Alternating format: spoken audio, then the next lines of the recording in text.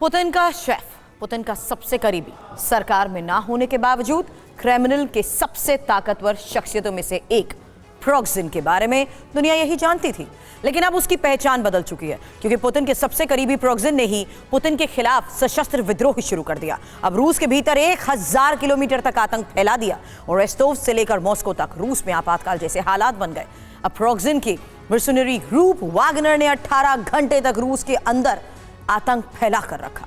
अब 24 जून की सुबह से देर रात तक रूस में हुआ क्या, बगावत की दहला देने वाली ये वीडियो रिपोर्ट।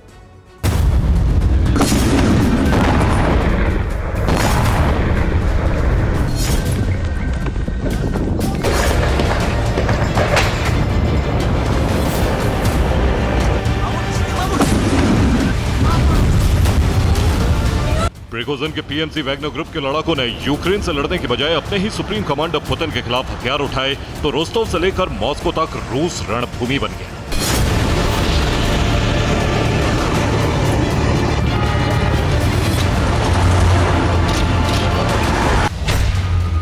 जून सुबह 6 बजे यही वो वक्त था जब प्रिगोजिन की आर्मी ने यूक्रेन के बॉर्डर से सटे रोस्टोव शहर पर कब्जा कर लिया। रूस का रोस्टोव शहर 24 जून की सुबह जंग का अखाड़ा बन गया। यहां रूसी सेना और वैगनर ग्रुप के बीच टकराव शुरू हो गया। रूसी सेना वैगनर ग्रुप के लड़ाकों को ढेर करने की कोशिश में जुट गई।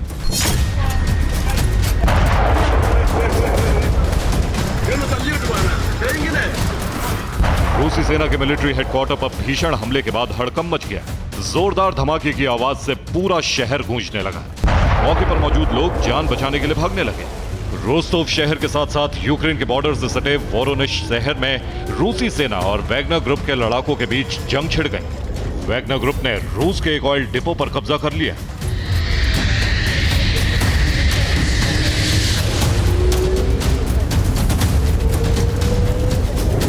विद्रोहियों ने रूस के ऑयल डिपो में आग लगा दी। ऑयल डिपो से ऊंची लपटें उठने लगी। कई मील दूर तक धुएं का गुब्बार नजर आने लगा। वैगनर ग्रुप के लड़ाकों की आगजनी के बाद कई धमाके भी सुनाई दी।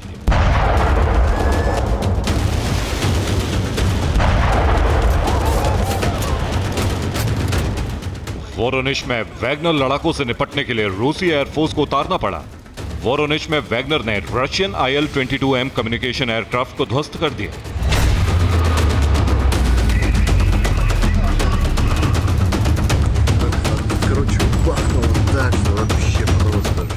आसमान में उड़ते विमान का मलबा जमीन पर गिरता नजर आया। वैगनर ने इसे पंचशीर एयर डिफेंस सिस्टम से निशाना बनाया।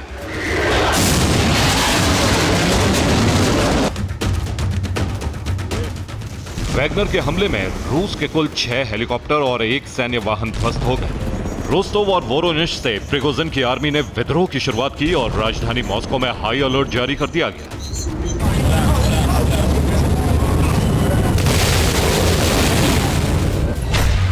जून सुबह 11 बजे रूसी सेना ने वैगनर ग्रुप का रास्ता रोकने के लिए मॉस्को में चौकियां बनानी शुरू कर दी। प्रिगोजिन की आर्मी को टारगेट बनाया जाने लगा। वोरोनिश शहर में वैगनर लड़ाकों के वाहनों को टारगेट बनाकर रूसी एयरफोर्स ने हमला किया। तस्वीरों में दिख रहा है कि सड़क पर 2 सैन्य वाहन खड़े हैं।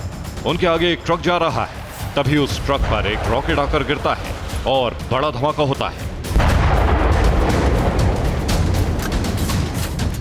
रूसी सेना के इस हमले में ट्रक ध्वस्त हो जाता है और उसमें बैठे ड्राइवर सहित बाकी यात्री मारे जाते हैं।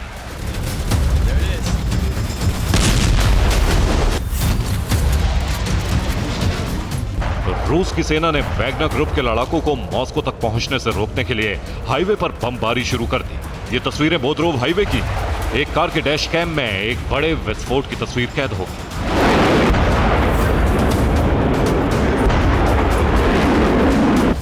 रूसी सेना ने वैगनर का रास्ता रोकने के लिए यह बम गिराकर हाईवे का बड़ा हिस्सा तबाह कर दिया। लेकिन इस बमबारी में हाईवे से गुजर रहे 3 लोग जख्मी भी हो गए।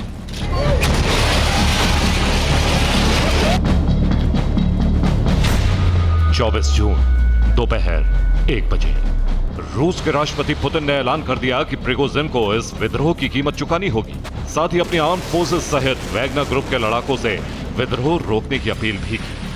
Тот, кто организовал и готовил военный мятеж, кто поднял оружие на боевых товарищей, предали Россию. и ответят за это. А тех, кого пытаются втянуть в это преступление, призываю не совершать роковую и трагическую, неповторимую ошибку. Сделать единственно правильный выбор. 24 जून दोपहर 3 बजे। दोपहर 3 बजे तक रोस्तोव शहर के ज्यादातर हिस्से पर वैगनर ग्रुप के लड़ाकों ने कब्जा जमा लिया। सड़कों पर बख्तरबंद वाहन और टैंक दौड़ने लगे। वैगनर ग्रुप की इस मोर्चेबंदी के खिलाफ रोस्तोव शहर के नागरिक सड़कों पर उतर आए। टैंकों पर सवार वैगनर लड़ाकों को जनता ने घेर लिया। कुछ लोग वैगनर आर्मी के जवानों से बहस भी करने लगे।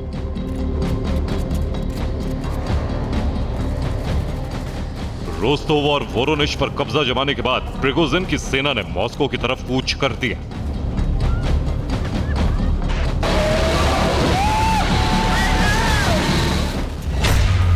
चौबीस जून शाम 5 बजे पुतिन ने विद्रोह खत्म करने और मॉस्को की सुरक्षा के लिए अपने करीबी रमजान कादिरोव का सहारा लिया। 24 जून शाम 5 बजे चेचन लड़ाके मॉस्को के एक सैन्य बेस पर पहुंचे। हथियारबंद चेचन फाइटर्स सैन्य ट्रकों में सवार होकर मॉस्को की सुरक्षा में तैनात होने के लिए एयर बेस से रवाना होने लगे।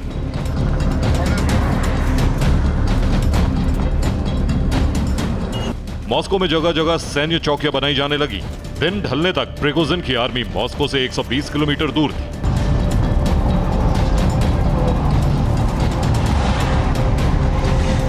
मॉस्को के साथ साथ शाम 5 बजे तक चेचन फाइटर्स को रोस्तोव शहर की सुरक्षा की जिम्मेदारी भी सौंप दी गई।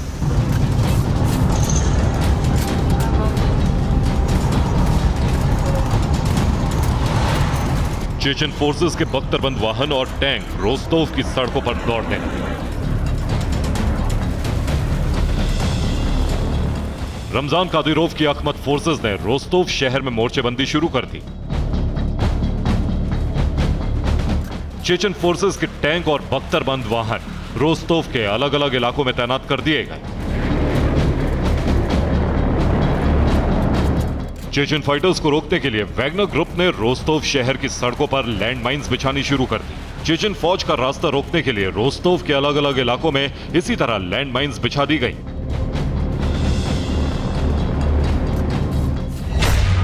चौबीस जून शाम 7 बजे 24 जून की शाम 7 बजे तक वैगनर लड़ाके मॉस्को के और करीब पहुंच चुके थे। अब वैगनर और मॉस्को के बीच की दूरी 100 किलोमीटर से भी कम थी। मॉस्को में रूसी